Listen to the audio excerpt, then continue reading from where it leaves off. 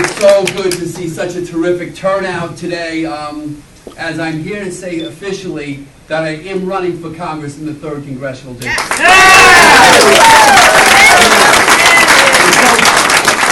first question you should ever ask any candidate is, why are you running? And I can tell you that very simply, because we are at a pivotal moment in American history.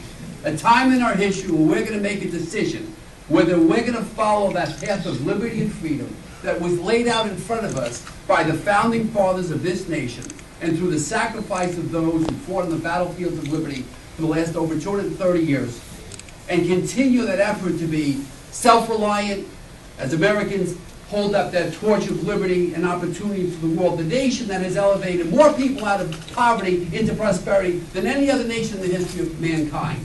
Or are we going to follow that path of government entitlement, bigger government, more intrusion into our liberties, more surveillance of our privacy, more intimidation out of the IRS, bigger government that is self-serving and is losing that vision of the founding fathers, that threatens our liberty, threatens our freedom, and threatens that dim that torch of liberty that has lit the light for the entire world. That's the decision we're making, and that's why I'm running for Congress.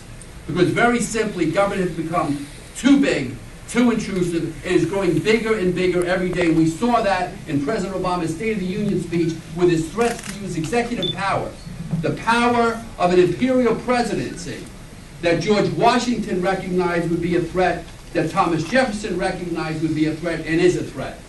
Folks, this is about the future of our nation. It was Ronald Reagan, and I chose today, the birthday of the greatest president in my lifetime, one of the greatest presidents in the last 100 years, Ronald Wilson Reagan.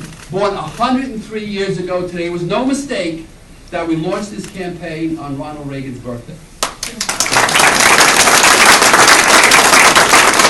Because I remember so well in 1980 when Ronald Reagan was elected with that vision of limited government, of individual liberty. You saw it in that video clip, that we the people determine the future of this country. We drive the car that is the American government, not the other way around. And we're forgetting that. It's time to reignite the Reagan Revolution in this nation. It's imperative for the future of our country. And it's going to start right here, right now in Toms River, New Jersey. Yeah.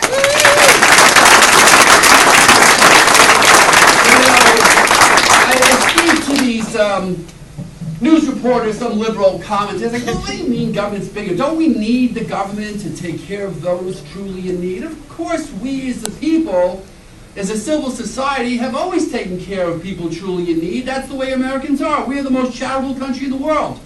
We're the most giving country in the world because we're the most prosperous country in the world. But look at what's happened to us just the last 5 years alone. We've seen the passage of the Dodd-Frank bill that intrudes into every aspect of our financial sector, controls our credit card credit card transactions, our credit lines, our banks, our savings accounts, every single thing. They want to control everything. They want to regulate everything we do in the entire financial sector. They want to control our health care.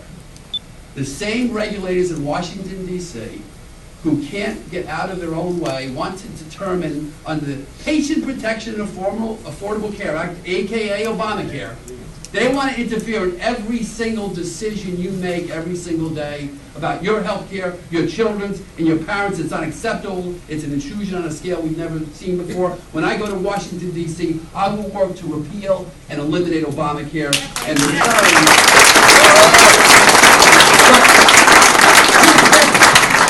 we've heard this, too many speeches and too many politicians over the last 4 years. They get up and say it, but then they don't do it.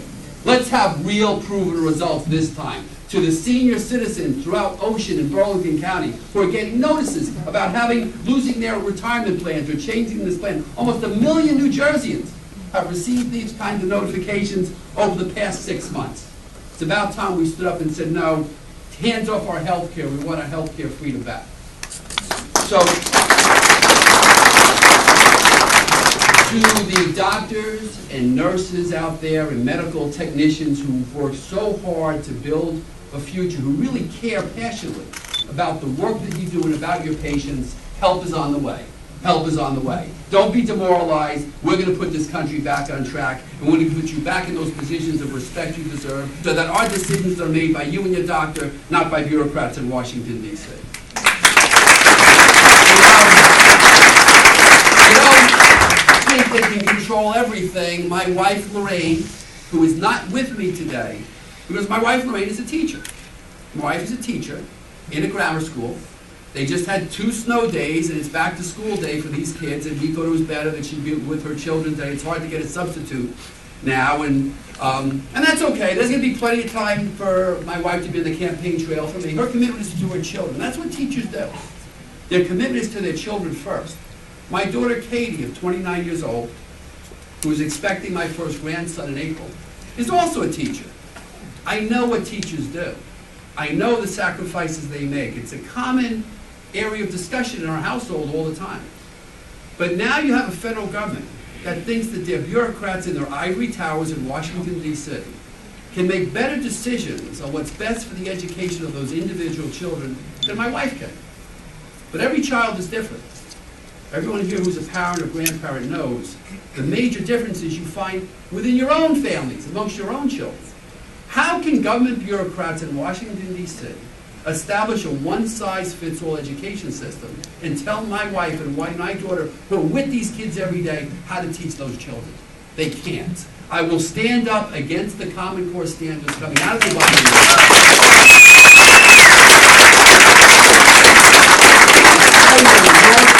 education back to the local level, to the school boards. Education is about a parent, a teacher, and a child, not about a federal bureaucrat. It belongs in the hands of local school boards, not in Washington, D.C. We need to make that happen. But the core of everything, when we talk about liberty and freedom, you cannot have prosperity without liberty. You can not have freedom without liberty of government. And you can't protect any of those without a strong military. When Ronald Reagan was president, he got out on front and he built the American military to levels not seen before. And he introduced something you remember called Star Wars, the Strategic Missile Defense System. He was attacked by the liberal media for claiming he was going to build this system of Star Wars that would defend America from missile attacks, and he was ridiculed for it. But Ronald Reagan, because of the strength of the American military, took down the Soviet Union, that threat that we lived over so many years, without firing a single shot. Not because we had to be an aggressor, but simply because of this nation, that is not an aggressor nation, not an imperialist nation, is not looking to take over countries, was so powerful that the Soviets realized they couldn't do anything about it, and they folded their tents and went home. It's time we rebuilt that American military. Let these little two-bit countries around the world rattle their sabers all they want. When we dominate the air, the seas, and the land, there's nothing we can ever do about it. Unfortunately, under this administration, we're watching our military diminish and our military strength diminish. Our U.S. Navy is now at its lowest level of ships since World War I. So what's the result? Piracy. The shipping lanes of this world, which are our corridors to economic growth and prosperity, are under assault by pirates from countries like Somalia. What are we talking about here? Did you ever hear of pirates when you were a kid growing up? It's almost like pirates because of the diminution of our Navy fleet. We need to rebuild the American Navy. We need to have the most state-of-the-art Air Force the world has ever seen. We need to go beyond Star Wars to even a greater level of technology, and we need to be the most powerful military in the world, and I will fight to make sure that happens.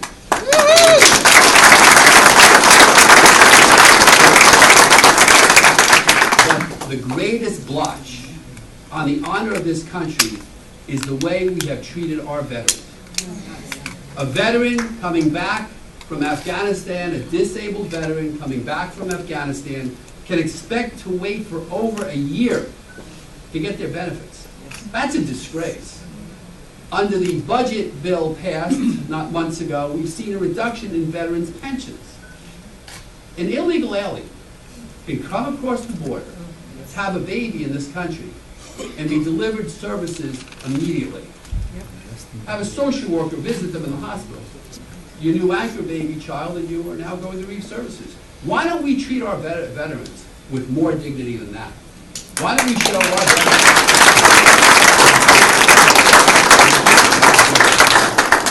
Mayor Randy Pace, a mayor and councilman from Edward, served the United States Navy for 24 years. My dad served the United States Navy as a Korean War vet. He passed away when I was a kid. My mom now is in that situation, unfortunately, of being in a nursing home. She will wait over a year to get the veterans' benefits that she deserves as the widow of a war vet. Over a year.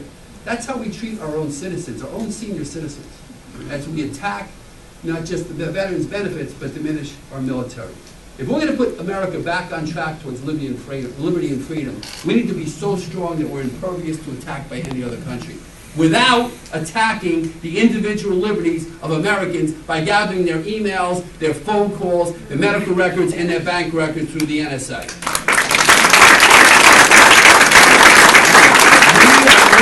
Sacrifice our Fourth Amendment rights under some threat of terrorism. We can defeat terrorism without assaulting American liberty. And that's going to happen when I'm United States Congressman. And we're going to put it in. If we're going to grow this economy in the 3rd Congressional District, and I know this district well, folks. I've spent a lot of time here over the last decade. I led an effort years ago to stop Jim McGreevey from raising the gas tax 10 cents and won.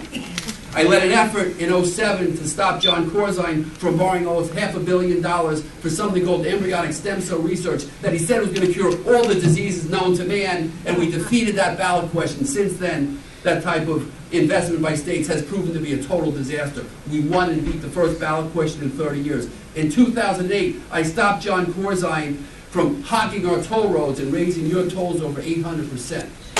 That's right.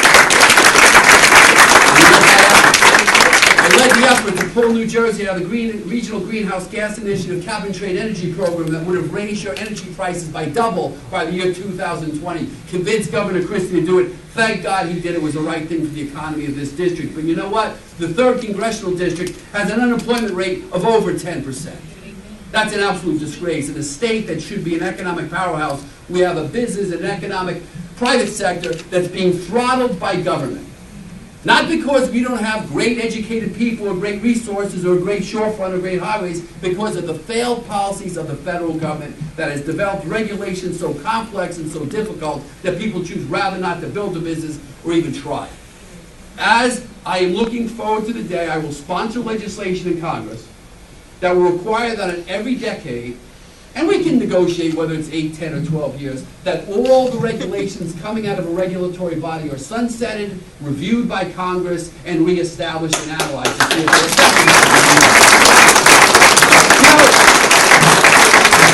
Over the years, these bodies in Washington, D.C., these regulatory bodies, the EPA, OSHA, and others, they just come up with regulation on top of regulation. Congress has abdicated their authority to vote on these regulations. They're choking business. We're choking business in these red tape and regulatory environments. Now, the liberal left is going to say, oh, Lonegan wants to return to, dirty air and dirty water. That's nonsense. We need to review these regulations to see if they have any meaning at all, if they're impactful, if they're throttling our economic growth.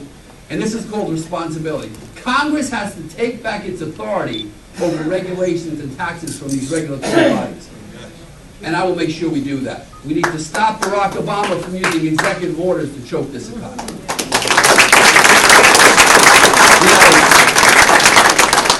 I could go on and on about the various issues and coming out of the federal government that I have worked on over the last many years.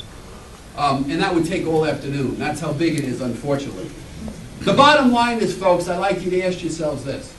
Who's the person that you can send from the 3rd Congressional District to Washington, D.C. that's going to work the hardest, fight tirelessly, and stand up for the things that you believe in? Steve Lonegan! I kind of hope you say that. Ronald Reagan stood up in 1980 and when being elected after coming off of the malaise of Jimmy Carter with a vision for future growth and future prosperity and delivered the most prosperous decade in the last 100 years of American history. We can do that again. We can do that again.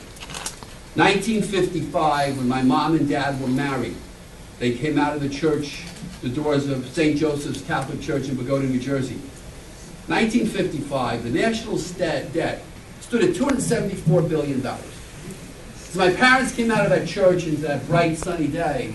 Dwight Eisenhower was president. Ahead of them lay decades of American prosperity, coming off of World War II. This is the country that had nothing but boundless economic growth ahead of it.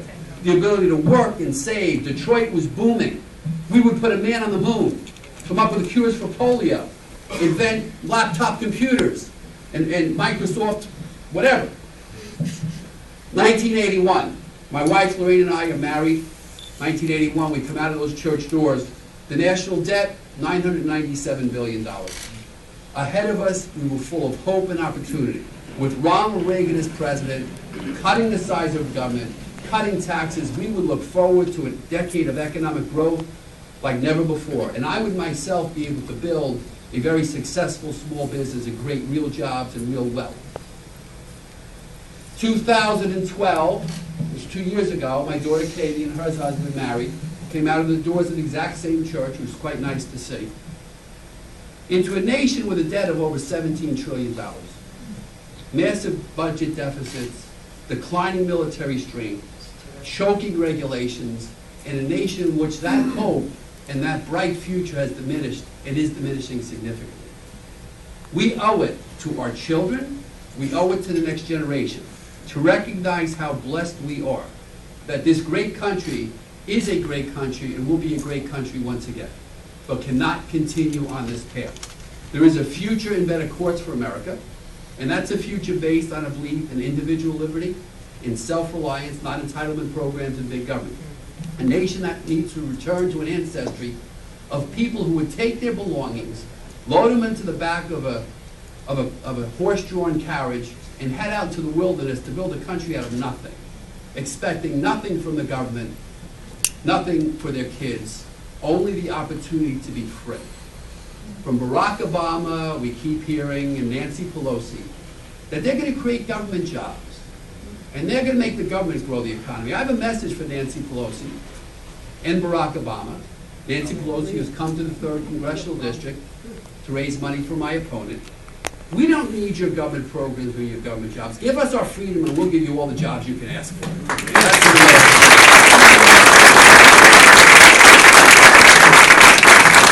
Ladies and gentlemen, we do have our work cut out for us ahead. The Democrat Party has targeted the 3rd Congressional District. They think they can win this seat. They can't. But we'll take nothing for granted. We're going to work harder than ever before. Those of you who took part and participated in the U.S. Senate race, that was just a warm-up for things to come. We have a message that resonates across party lines. That message is liberty. It boils down to one word, liberty. Our liberty and our freedom are what's at stake. That's what this campaign is about. So I'm looking forward to a terrific 7 months ahead. I'm going to work as hard as I can. But most of all, I'm looking forward to joining the Ocean County Republican team. It's a great organization, the Burlington County team, and I'm looking forward to being your congressman, representing your values and your beliefs. And with your help, ladies and gentlemen, we're going to do that. So thank you for being here today.